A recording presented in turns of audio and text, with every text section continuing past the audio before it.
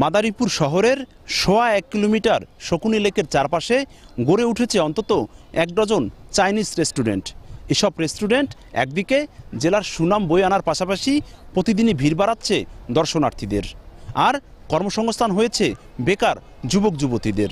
দর্শক, সেই গল্প জানবো আমরা, জানাবো আপনাদেরও।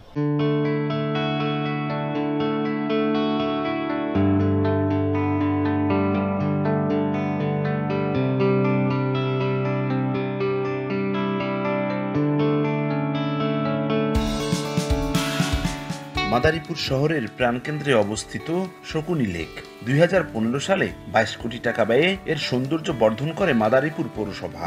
এর পরপরই লেকটির চারপাশে গড়ে উঠেছে একাধিক চাইনিজ রেস্টুরেন্ট। লেকের সৌন্দর্য উপভোগ করার পাশাপাশি পরিবার পরিজন নিয়ে ঘোরাফেরা শেষে রেস্টুরেন্টে খাওয়া দাওয়ায় ব্যস্ততা বাড়ে দর্শনার্থীদের।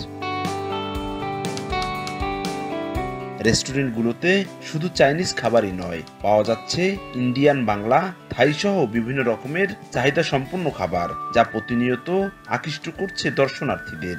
ঈদ, পহেলা বৈশাখ, বসন্ত উৎসব সহ বিশেষ দিনে মানুষের ঢল নামে। মাদারীপুরের পাশাপাশি আশপাশের বিভিন্ন জেলার মানুষ ঘুরতে আসছেন এখানে।